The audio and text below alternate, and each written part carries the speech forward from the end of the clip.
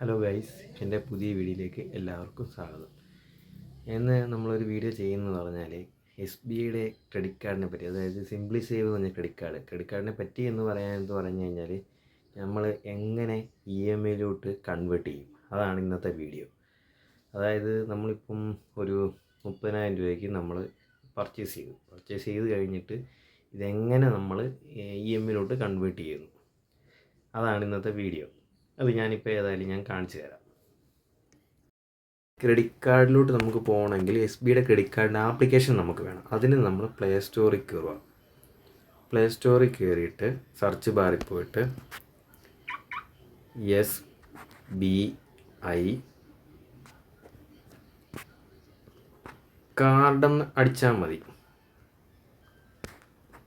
Credit കാർഡെന്നോ അടിച്ചാലും വരും. അപ്പോൾ ഞാൻ ഓൾറെഡി ഇൻസ്റ്റാൾ ചെയ്തേക്കുന്നതുകൊണ്ട് എനിക്ക് ഇതിനകത്ത് ഓപ്പൺ കാണിച്ചത്. നിങ്ങൾ ഇൻസ്റ്റാൾ ചെയ്യാത്ത ആൾക്കാരാണെങ്കിൽ ഇൻസ്റ്റാൾ എന്ന് കാണിക്കും. അപ്പോൾ ഞാനിത് ഓപ്പൺ ചെയ്യുക.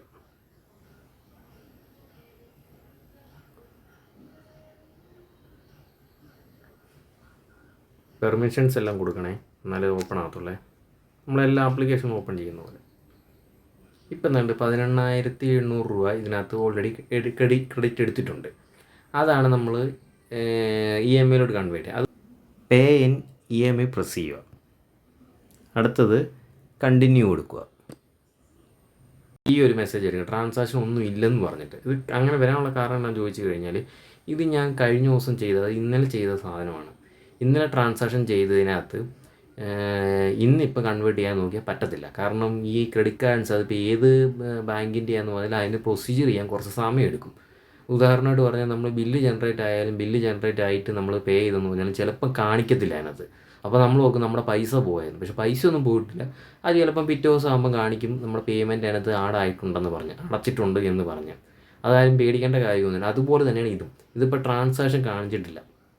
ട്രാൻസാക്ഷൻ കാണിക്കുന്ന സമയത്ത് മാത്രമേ നമുക്കത് ട്രാൻസാക്ഷൻ കാണിക്കുന്ന സമയത്ത് അതിനകത്ത് കാണിക്കും. എമൗണ്ട് വെക്കുന്ന സമയത്ത് 3 മാസം, 6 മാസം, 9 മാസം, അങ്ങനെ 12 മാസം അങ്ങനെയാണ് പോകുന്നത്. അത് പിന്നെ നമ്മുടെ എമൗണ്ടിനെ അനുസരിച്ചാണ് നമുക്ക് എത്ര മാസം കൊണ്ട് അടച്ചു തീർക്കാം, പലിശ ഇത്ര എന്ന് പറഞ്ഞ് കാണിക്കുന്നത്. ഉദാഹരണമായിട്ട് പറയുകയാണെങ്കിൽ ഫ്ലിപ്കാർട്ട്, ആമസോണൊക്കെ നമ്മൾ അതിൽ കയറി ക്രെഡിറ്റ് കാർഡ് വെച്ചെടുക്കുമ്പോൾ അതിനകത്തും കാണിക്കും. സെയിം പ്രൊസീജിയർ, EMI എല്ലാം സെയിം പ്രൊസീജിയർ തന്നെയാണ്. അതിനകത്ത് കാണിക്കുന്ന പോലെ തന്നെ ഇതിനകത്തും.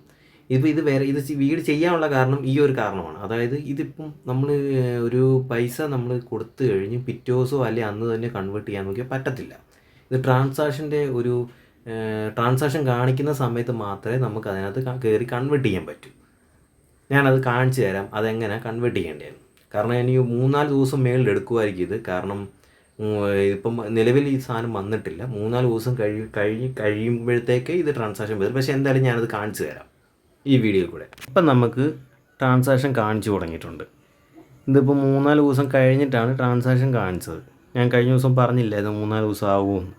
ഇനിയാണ് നമ്മളിതിനകത്ത് സെലക്ട് ചെയ്യാൻ പോകേണ്ടത്. സെലക്ട് ചെയ്ത് കഴിഞ്ഞിട്ട് നമുക്ക് എത്ര എമൗണ്ട് വേണമെങ്കിലും ആക്കാം, അതനുസരിച്ച് കൺവേർട്ട് ചെയ്യാം. ചെയ്തിട്ട് നമ്മൾ അടുത്തത് മുന്നോട്ട് പോകുമ്പോഴത്തേക്ക് നമുക്ക് കാണിക്കുന്നുണ്ടോ എത്ര മാസം. ഞാൻ പറഞ്ഞില്ല 24 മാസം വരെ ആക്കാമെന്ന്. 3 ഉണ്ട്, 6 ഉണ്ട്, 9 ഉണ്ട്. അതിങ്ങനെ ഓരോന്ന് കണ്ട. ഇപ്പം 18 മാസമായപ്പോൾ എമൗണ്ട് വെച്ചേക്കുന്നത് 1186. 24 മാസം ആകുമ്പോൾ 927. 12 മാസം ആകുമ്പോൾ 1700. അങ്ങനെ ഇപ്പം 3 മാസം ആകുമ്പോൾ 6424 രൂപ. 6 മാസം ആകുമ്പം 3000 സംതിങ്ങാണ് വരുന്നത്. 6 മാസം ആകുമ്പം 3000 സംതിങ് വരും. അപ്പം നമുക്കത് അതിനകത്ത് എന്തൊരു ഇൻട്രസ്റ്റും കാണിച്ചിട്ടുണ്ട്. കണ്ടോ, അതിന് എത്ര ഇൻട്രസ്റ്റ് ആകും എന്ന് കാണിച്ചിട്ടുണ്ട് നമുക്ക്. ഇതാണ് ഞാൻ കഴിഞ്ഞ ദിവസം പറഞ്ഞത് കാര്യം. ഇതിങ്ങനെയാണ് ചെയ്യേണ്ടത്. ഇതിനകത്ത് വേറൊന്നുമില്ല. ഇപ്പം നമ്മൾ 3 മാസത്തേക്ക് ചെയ്യുമ്പോൾ 6426 രൂപ അത് ചെയ്തിട്ട് നമ്മൾ അപ്ലൈ കൊടുക്കുക. അപ്ലൈ കൊടുക്കുമ്പോൾ അതിൻ്റെ കാണിച്ചിട്ടുണ്ട് എത്ര. പിന്നെ പ്രോസസ്സിങ് ഫീ എന്ന് പറഞ്ഞൊരു 221 രൂപ അവർ ഇതിനകത്തുനിന്ന് പിടിക്കുന്നുണ്ട്. അത് നമ്മുടെ സെപ്പറേറ്റ് പിടിക്കുന്ന കാശാണ്. ഇതിൽ നിന്ന് പിടിക്കുന്നതാണ് അവർ പ്രോസസ്സിങ് ഫീ എന്ന് പറഞ്ഞത്. അതുകൊണ്ട് 3 മാസത്തേക്ക് 15.25% പലിശ. താഴെ ടേൺസ് ആൻഡ് കണ്ടീഷൻ എല്ലാം വായിച്ച് നോക്കിയിട്ട് താഴെ എഗ്രിയിൽ കോളത്തിൽ ടിക്ക് കൊടുക്കുക, സബ്മിറ്റ് ചെയ്യുക. സബ്മിറ്റ് ചെയ്യുമ്പോൾ കണ്ടോ കൺഗ്രാജുലേഷൻ കാണിച്ചിട്ടുണ്ട്. നമ്മുടെ ഇതിൽ EMI കൺവേർട്ട് ആയിട്ടുണ്ട്. മാസം തോറും നമുക്ക് 6426 രൂപ വെച്ച് അടയ്ക്കണം. അതെ, കാണിച്ചിട്ടുണ്ട്.